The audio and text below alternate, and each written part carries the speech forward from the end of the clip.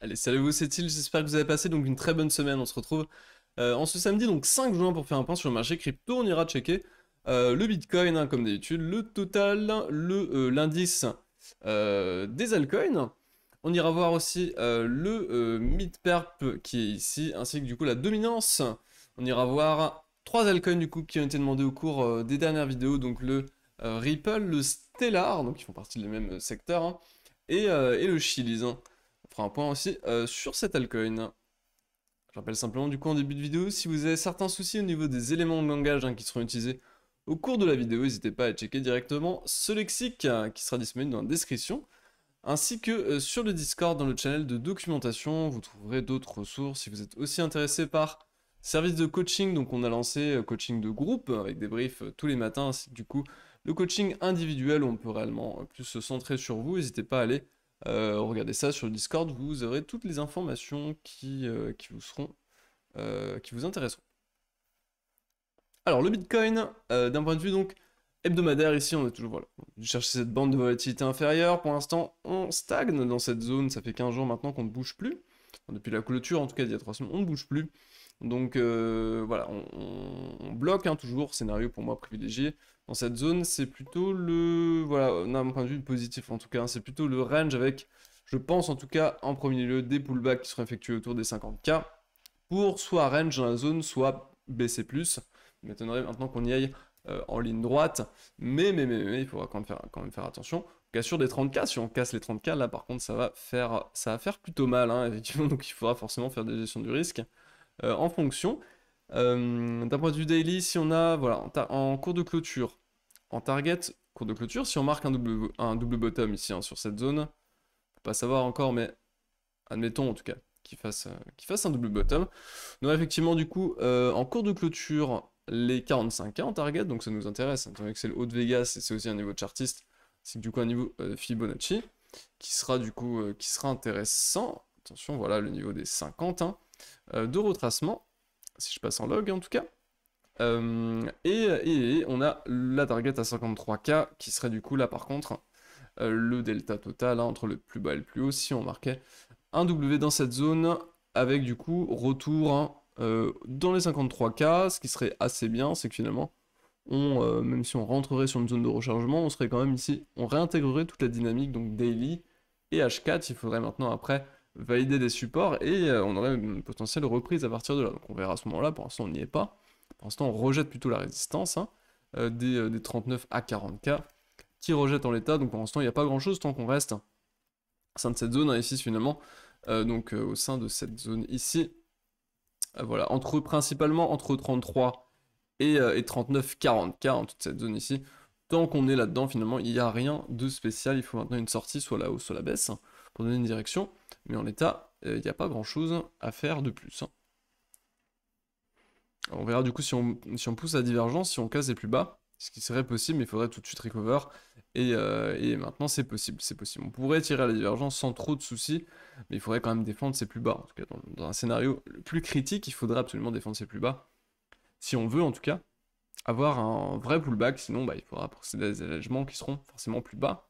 Mais c'est ainsi, c'est le marché qui décidera après tout. Le H4, TD9, hein, qui marque un petit retournement ici sur cette zone, qui fait un bon taf pour l'instant, achat ici, un rebond, vente ici pour l'instant, qui a l'air de fonctionner. On corrige, hein, sur les 4 bougies suivantes. On n'a pas de divergence particulière, bear ou caché ou ce qu'on veut, donc là-dessus il n'y a pas trop de soucis, on est plutôt neutre, et on est toujours drivé par cette divergence cachée, hein, boule, qui pour l'instant a fait son affaire, qui est potentiellement pas encore terminé, ici, hein. Voilà, qui du coup lance tout de même un cycle haussier. Donc on verra maintenant, il y a quand même, voilà, il y a quand même des chances, hein, qu'on puisse venir chercher ces niveaux, surtout qu'on est dans les zones d'harmonique pattern assez intéressantes ici, avec des targets qui pourraient nous propulser vers 45, 47, 50K. C'est vraiment toutes les zones, hein, ici qui vont m'intéresser, c'est 45, 50K. Vraiment, il y a, je pense, de grosses probabilités qu'on puisse au moins revenir les chercher dans les semaines à venir ou dans les jours à venir. On verra ce qui se passera. Sur le total, donc sur le reste, par contre, donc là le Bitcoin, hein, on voit qu'on est passé sous le Vegas Daily, donc c'est un peu chiant, hein, clairement. Par contre, sur toutes les autres représentations graphiques que j'observe assez, enfin depuis quelques temps, on perd pas. On perd pas ce Vegas Daily, que ce soit sur le total, crypto total, que ce soit sur le total 2, que ce soit sur le mid perp, que ce soit aussi sur le shit perp. On est vraiment partout drivé par le Vegas Daily. Donc, hormis Bitcoin, tous les autres tiennent leur niveau de suivi de tendance. Et derrière, effectivement, donc si on lit simplement ce chart, de fortes chances derrière qu'on puisse retrouver la tendance. Non, parce que la tendance est conservée, en tout cas en l'état. Et effectivement, dans tous les autres graphiques hors Bitcoin, ça inviterait plutôt à la continuation haussière. Donc à remettre quand même en perspective, pas forcément terminé. Est-ce que le bull run est fini? C'est encore très tôt pour le dire. En tout cas, à l'heure actuelle, en tout cas, c'est encore assez tôt pour le dire parce que tous les éléments ne rentrent pas en confluence pour pouvoir dire ok, ça commence vraiment à appuyer. Donc voilà ce niveau-là. Le total avec toujours comme target des targets d'extension ici 3,9, 6, etc., etc. Donc là c'est les targets. Bon, on verra, pour l'instant on n'y est pas du tout, mais il y a des targets définis à l'avance. Il nous ferait quand même de belles targets, point de vue performance. On pourrait quand même aller chercher du 305% sur un indice des altcoins par exemple, du 130% sur le total, avant des prochaines résistances Fibo intéressantes. Donc il y a encore potentiellement, en tout cas si on relance la tendance ici, il y aura encore du potentiel à aller chercher. Donc voilà. Le shit perp ici rejeté par le Vegas, mais en train de structurer quand même quelque chose qui a l'air quand même plutôt bullish. Si on casse pas en tout cas ces bas ici, conserve des creux haussiers, on a une belle résistance qui est mise ici, on aurait potentiellement une pattern de compression qui pourrait casser finalement à la hausse. Si on casse ce niveau, finalement on réintègre le gros niveau ici qu'il faut réintégrer au-dessus là-dessus. Tout ce qui est là, il faudrait absolument le réintégrer pour pouvoir ensuite trouver support dessus et pouvoir repartir assez solidement. C'est un peu le cas partout. Je pense que sur le mid-perp, on ne doit pas être très très loin. Sur le mid-perp, c'est pas réellement pareil. Sur le mid-perp, on a des résistances encore là-haut. On a des résistances surtout voilà, ici, belle résistance. On a un bas ici aussi. Donc potentiellement ici une zone de pullback sur le mid-perp. Donc c'est pas vraiment gagné, le shit-perp est potentiellement dans une meilleure posture je trouve. En tout cas si on casse la résistance, il y aurait un peu moins de résistance à venir en tout cas. La Bitcoin dominance ici, voilà, bon rien de spécial, on se fait toujours driver par le Vegas H4 qui a bien repoussé le cours, voilà ici, qui repousse le cours en l'état, mais toujours cette zone de rebond potentiel sur le Bitcoin, en tout cas sur la dominance du Bitcoin qui je pense risque, en tout cas, de trouver rebond dans cette zone. Alors on va passer sur le Ripple, donc le Ripple qui ici, alors on va déjà tracer effectivement un Fibo de retracement pour voir après les niveaux qu'on a retravaillé. On a retravaillé les 0.38.2 en log. Voilà ici, donc c'est un niveau assez solide en bull run en tout cas, qui peut effectivement trouver. Voilà, on est sur des supports quasiment partout finalement, que ce soit sur les altcoins, des supports mensuels, que ce soit sur les majors, sur des niveaux Fibo ou des niveaux de chartiste aussi, les anciens hauts ici, de pullback en tendance. Donc effectivement, tout ce qui n'est pas Bitcoin, en gros, montre du support. Quasiment partout, on est quasiment partout sur des supports et on pourrait réagir et puis continuer finalement. Il n'y aurait pas trop de problèmes, que ce soit sur les alts ou que ce soit sur les majors. Pas trop de problèmes à ce niveau-là, on pourrait largement continuer les tendances. C'est un peu le cas ici sur le XRP. On vient chercher un niveau Fibo intéressant qui correspond aussi à un niveau chartiste. Ici, on va la tracer cette zone. Voilà, une zone de support finalement. Voilà, qui aussi correspond à un ancien haut d'ailleurs. On va zoomer un petit peu. Pareil, on est en train de compresser du coup à la hausse. Si on casse ici, on réintègre à la fois le Vegas H4 et on casse un niveau. Double bottom finalement au sein du Vegas Daily.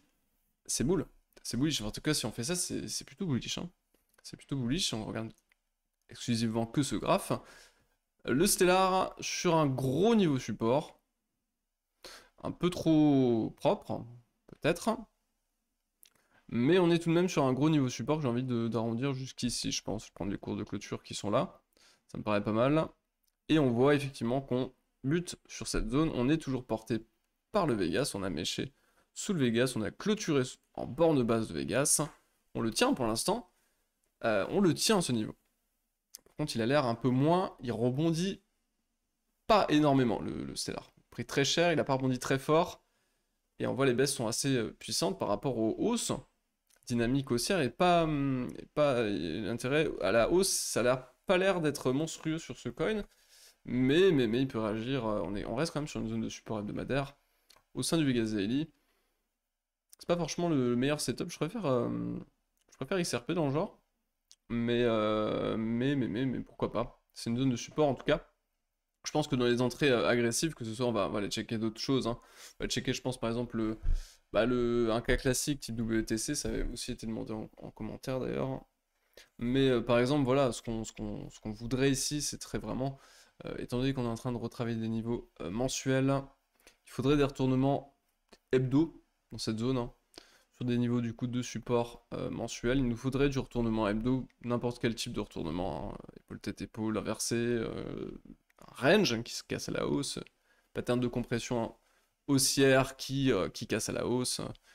Il me faudrait une structure de retournement en tout cas hebdo, à l'idéal en tout cas hebdo là-dessus pour avoir réellement des entrées entre guillemets safe, hein, safe sur ces niveaux au moment où on casserait effectivement ce type de niveau. Là on aurait des entrées qui seraient plutôt safe, donc observation, hein, je pense en tout cas, tant qu'on casse pas la résistance. Ici des retournements, tant qu'on valide pas de retournement hebdo, je pense qu'il n'y a pas franchement grand chose à faire à part juste attendre et après ça dépend. Donc si vous êtes agressif, il y a moyen de effectivement rentrer sur des supports mensuels, ou alors faire les deux. Rentrer un peu sur des supports mensuels au cas où justement on fait bottom, et rentrer le reste sur des cassures, des confirmations de hausse. Soit effectivement, pardon, et en plus du coup derrière attendre des retournements et rentrer le reste de la position. Par exemple ici en entrée numéro 2, entrée numéro 1 potentiel ici et entrée numéro 2 sur confirmation, ou alors soit tout agressivement, soit tout défensivement, mais il faut choisir son camp. Il n'y a pas 36 000 solutions. Je propose des modèles, hein, en tout cas de stratégie, après c'est à vous forcément d'adapter hein, votre stratégie en fonction de ce que vous voulez faire et puis votre aversion au risque aussi. Chili's. Le Chili's, on va tracer un Fibo.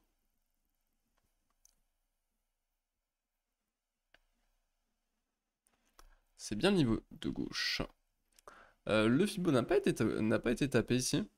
On est tout de même dans une zone en linéaire en tout cas, de rechargement, jeteuse, ici, enfin, qui pour l'instant effectivement fait un travail assez intéressant, en tout cas en but, hein, sur la bande basse. On est au sein du Vegas, donc là encore une fois le Vegas qui tient le cours, hein. Enfin, je dis à part Bitcoin, tout le monde tient le Vegas, c'est assez fou à voir. Hein. Effectivement, du coup pareil, même chose, hein. Potentielle entrée agressive en borne basse, vraiment agressive, ça permet tout de même d'avoir un risk-reward qui est intéressant. Des entrées, je sais pas, entrée en bas de Vegas, entrée bas de Vegas, stop sous le dernier niveau Fibo, retour à TH, on est déjà sur un risk-reward qui est extrêmement intéressant. Effectivement, des entrées agressives ici peuvent être intéressantes, mais il faut savoir sortir par contre. Hein. Si on invalide derrière, il faut savoir sortir. Et là, on sort forcément sur du plus de moins 50%. Enfin, en tout cas, sur la position, c'est pour ça que mettre tout là, c'est compliqué pour moi. La version hybride de cette stratégie, c'est rentrer agressivement, potentiellement dans ces zones, et attendre ensuite des retournements qui casseraient à la hausse, qui emporteraient le Vegas, qui réintégreraient des anciens niveaux support qui sont maintenant résistance. Et si on fait ça derrière, les rachats sur pullback pour avoir un prix moyen qui se lisse maintenant à la hausse et non à la baisse, pour du coup derrière aller chercher les targets. Hein. Les targets qui peuvent être définis simplement avec des niveaux d'extension. Hein. Je sais pas si on prend par exemple le cas du WTC, on trace du coup ces niveaux d'extension, donc là on a les niveaux de retracement en fond, du coup potentiellement les niveaux d'extension, essayer de faire coïncider tout ça finalement. et effectivement, ou alors donner simplement plusieurs types de targets, ou créer des zones par exemple, plusieurs méthodes de faire, pour faire en tout cas. On aurait les 0,78 avec les 1,272 qui pourraient essayer de procurer une première zone de prise de profit. On aurait une autre zone, un autre cluster ici. 1,414 avec les 0,786 qui pourrait être une seconde target. Et derrière du coup, les 0,886 pourrait correspondre à 1,618 qui pourrait aussi donner effectivement une troisième target avant la cassure de la TH, ce qui serait très bien, hein, mais pour l'instant on n'y est pas, on est à 90 centimes, troisième target étant à 25 $, on n'y est pas, on n'y est clairement pas, donc enfin 90, même 80 centimes hein, ici, donc voilà, effectivement on verra maintenant si le cycle s'allonge, on aura fait des pullbacks mensuels sur les alts, on aura fait des pullbacks hebdo en tendance sur les majors, et on relancera derrière la tendance. On verra ce que ça donnera à ce niveau-là, mais c'est vrai que quand on regarde les indices, mid-perp, shit-perp, indice des alts, indice total, on est encore bien positionné.